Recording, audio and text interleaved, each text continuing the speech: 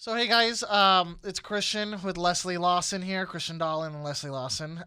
We've decided to start a new episode. I was going to call it a podcast, but it's really not a podcast. Yeah. So weekly episode. I don't know, maybe it'll be monthly. We'll see how it goes. See how our followers are going. Yeah, talking about real estate and real talk, I guess, and like when shit goes wrong or how stressful it can get, right? Because it's not all like you said, like social media. You were saying that's just, Absolutely. And I think that that's the conversations that we've had because, I mean, we piggyback after a transaction kind of, decompress on like what went right, what went wrong.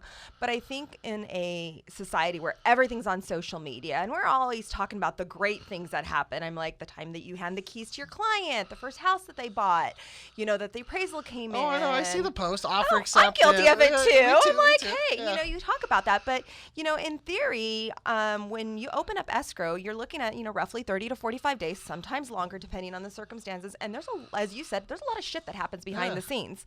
And there's times like literally I find myself wanting to be in a fetal position. Right. I want to cry. Right. But it's not because it's stuff that we can't control because you're dealing with a lot of different emotions. Right. You're dealing with managing expectations and not only with your clients, but then you got a whole other flip side to the transaction, whether you're on the buyer or the listing side. Right. And you got a whole nother series of situations going on there. And I think that that's where there has to be a reality check with our clients that although they're seeing all the stuff on social media and everything's wonderful, we're not having that real conversation. Right. And I think it's, rather than going out and drinking our worries away like we always do in our business, right? It's good to just have these conversations, and I think it's something that people appreciate. And so I wanted to come in and kind of talk about it. And I think the first one that I wanted to kind of start with was like the buying and selling, because there's like a lot of people that are now moving up or moving into a new house, selling an old one. And like the first thing is always like, well, how do I do this, right? Right. And I think maybe you can help explain like how that process works. But I know when the client comes to me and they're explaining it, it's like the first thing I tell them is like, this is going to be stressful. Oh, absolutely. Like you are dealing with, if you're selling a $500,000 house and you're buying a $500,000 house, like you're dealing with $1 million worth of transaction. And although like we could be really good at our job and do it so it seems seamless, like the client should be stressed a little bit, right? They should be. You're dealing with $1 million worth of transactions. Like that's not chump change anymore. No. Well, I mean, it's the biggest, transaction financial that you'll probably do in your entire life. Right. And I mean, at the end of the day, there's a lot of moving parts when it comes to buying and selling. And can it go smoothly? Absolutely. But there's a lot of hands in that cookie jar, and that cookie jar can get tossed over very quickly. Right. I mean, there's going to be contingencies on contingencies. Like, so if our client's selling one, right? So that means that they have buyers. Sure. And maybe those buyers have a house that they're selling, right? And then they're buying a house. Yeah, and then the sellers.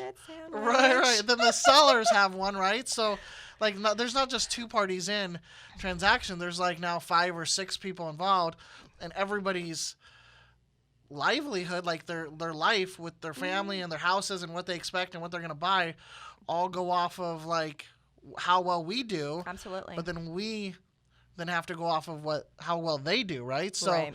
like I know we had a client, I won't say the name, but like perfect client on paper for me. For a perfect client, like gave me his documents within like a matter of a few minutes. Like here you go, I'm ready. Oh yeah, like perfect, right? Like yes, we're setting the tone. Right, like perfect. Like not this is gonna be a piece of cake, and I think.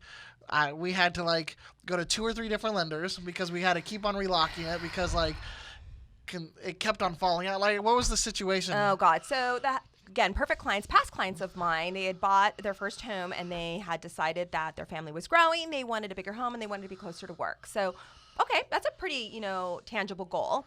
So in order, of course, for them to purchase their dream home, they, of course, had to sell and pull the equity out of one and transition to the next. So great home, beautiful property.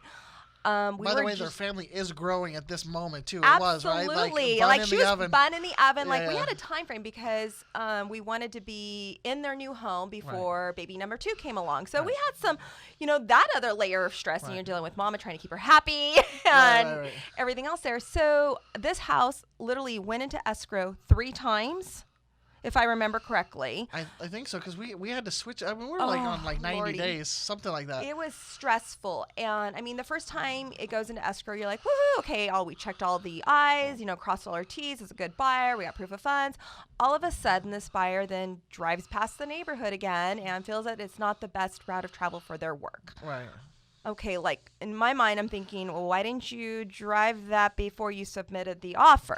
So that phone call to my client, like, hey guys, Right, they're already in contract on another property. Oh yeah, absolutely. Yeah. So that's a big thing. Yeah. We've already found the replacement property. Yeah. So I'm making that phone call and I'm like, hey guys, so that offer that we had and the escrow that we just opened? Yeah, they're not going to move forward. Yeah. And having that conversation, thankfully they were very, they got it, they understood. Fast forward, So then the lender's like, okay, great. Now we have to take it out of escrow. We're going to have to redo the work the second time, right? Well, it was, but thankfully, too, we were able to keep that property that they had as a Yeah. replacement property. Granted, we didn't end up with that property. We Yeah. ended up with a completely different property because that seller of that property was on the fence of them being able to actually find a replacement Right. property. But, the emotions were already elevated and they were falling in love with this home. So But then fast we get forward. a second buyer, and then, of course, their lender didn't tell them how much the property taxes That were. was right? it, yes. And Because so there was that like fell 2%, apart. so yeah. then that was the second buyer that went away. So, of course, we had to tell the client again. True. And then what was the third one? I think the third one stuck. I think, but then we have to go find a new property for the buyers. Correct, For the because- your clients. Correct. So the sellers of the property that we had in escrow that you were helping with the replacement property, the home that they were in escrow with, that seller then decided that they didn't want to sell anymore because they couldn't find a replacement property. So as offer number 3 came along and worked and stuck, we had to go mad rush to find them a new replacement property. Which ultimately ended up being a much better home for them. I feel like sometimes things do fall into place for a reason, but you want to talk about 3 escrows on one property, finding Plus, 2 probably homes. the buyers on the other sides of the transactions too, because I'm sure there were contingencies on some of the other side of it. Oh, there was. And then, of course, then you get the dynamics of dealing with, another, agent, their lenders, their wishes and wants lists. We're trying to manage on our end and keep everything Right. smoothly going. We're up against, mom about ready to have, baby number 2. Right, they almost pulled away because High risk pregnancy situation there. So, it's not always, like I said, from point A to point Z. There's a lot of different steps along the way. Like, see, guys, I don't make this stuff up. I'm telling you, it's stressful. It's It stressful. is. Well, and I think for our clients too. And not only that, but I think the key component in all of this is communication. And I Right. think at the end of the day, then we deal with, the other caveat, agents who go dark, lenders who go dark. I'm like, don't go dark. Like, people really, if you have something that you need to say and we're not going to like it, we can't fix it if we don't know about it. Right. And I think that was a blessing with our Yeah. relationship and with our buyers as well, which ultimately became, there were sellers that became buyers. Is that we had open communication. Right. It was hard. None of us kept anything from them. As Right. much as the message of the information that was being delivered was not easy, like your house didn't go through, we need to find another house, we need to relock your loan, the buyer fell apart. Let's switch. Let's do Oh this. my God, they didn't tell the taxes. And why didn't that lender tell them about the taxes? And it's Right. trying to explain all that. But at the end of the day, I had to pick up the phone. Yeah. You had to pick up the phone. And we Yeah. had to have that, real But I conversation. think that's where the good team comes in, right? Because again, it sounds great. Like, hey, we're gonna go buy a new house. Like, what are we gonna do with our old house? And if you need the money out of that old house, you have to sell it. Sure. So, but not having a great team behind you too, like it could be rough. I've heard stories where it never went through, right? I mean, we hear about that. Right. Never on social media though, because Oh, of course not. Oh, they always close, and it's another new escrow. It's another new escrow. And I mean, then that happens, and I'm Yeah. again, I'm guilty of that too. But at the end of the day, there's so Technically, you had much. 3 new escrows out of that one. This is true. I could have publicized that 3 separate times, and 2 purchased. Well, technically maybe 5 because we got the other 2 on the other side. That's a lot of transactions in Right. one deal. Oh, Leslie's busy. I'm busy trying to maintain my sanity sometimes. Well, that and managing doing that all while we have personal lives too. Sure. Right? I was just telling you, seriously, I don't know how to turn my phone off, so it just keeps on buzzing in my pocket right now. But those are it's real, trying to keep that going and managing, $1 million worth of transactions. Oh, yeah. And if we don't do our job correctly, like that's when it goes wrong. Or maybe it's not even our fault. Maybe the buyers didn't go through, and then they can't find one, and so then our buyers can't get their house. Domino. Right, it is. It is. House of cards, and it just very Right. quickly. That's why the pre-approval before, right? Oh, yeah. Oh, and cross-qualifying. Cross-qualifying, right. That, too, is always, helpful as well. Well, why would, explain why you have, like, our team cross-qualify buyers. Like, why is that important?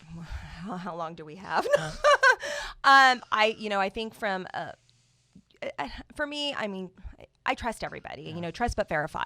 And I think that that's really what cross-qualification, but verify. Okay. So for me personally, I trust the documents that are coming. I am trusting that agent is doing their due diligence to prepare their buyer to be a good buyer. However, the cross-qualifying for me is a verification. Yeah. Let's verify that the information that is being presented on behalf of the other side is going to hopefully get us to the finish line. Right. I mean, I recognize that things can happen, but I think an extra set of eyes on any documentations when it comes to lending can be advantageous for my clients. And I feel like that's a service I owe them. Right. Absolutely, I think, because, like, you're not the expert in that, right? So, God, no. So when we take a look at Negative. this stuff, a lot of times, we do it as a courtesy, and the other lender understands why we're doing it. Some don't. Sometimes they get really upset. But I feel like those that get all, their noses out of joint is because either one, they may be trying to, kind of slide something underneath the rug that they're working on, that they're going to get fixed. But I think at the end of the day, they shouldn't be upset. I think that they should appreciate that. There's one of those 5 people that are involved in this whole transaction that could fall apart. A lot of people. It's a lot of people. I mean, sometimes we have to work 90 days to get someone in a house. It's not so easy where we're just putting people in houses every 30 days and it's going quick. It's That'd be nice. Real estate's not easy. I love it, but it's not easy. Just send me only those clients, okay? Just send me those clients. I only want the clients have that all close. Their documents all ready. Yeah, close in 25 days and we're good, okay? Like, that's all I want. I'll do my best. All right. So, guys, that's just one of the topics that I want to talk to you guys about today was the whole buy and sell. I think contingencies. I think we got a lot of things to talk about. And, indeed. Yeah. Well, and I think again, we're hoping to have people watch this, listen to this, and go, "Oh my God, that happened to me too." Or like, I didn't think about that. Like, right? I didn't think about that. And so, like, if I'm gonna sell, like, I got to remember that there's all these different people involved. And even if you don't use me or Leslie or any, you're using completely separate people, think about the importance of it is of, like, the client has to be really engaged and not just think about themselves in this transaction, but everybody else that they... Life decisions. But they affect they could affect 5 other people's lives. Oh, indeed. By them not getting their documents quick enough and things of that nature. So I think that's why we put such a big importance on, I think during the transaction saying, like, you need to give me your stuff, you need to give me your stuff, you need to give me your stuff. Right. And so I think hopefully this, like, someone sees it and goes, oh, sure. like, this is what I need I didn't think about that, or Yeah. I'm actually dealing with something very similar to that right now. Yeah, I agree. So, cool. Well, cool. All right, next one coming up soon then, right? Absolutely. All right, maybe some drinks too next time, right? Guaranteed. All right, thanks, guys. Thank you.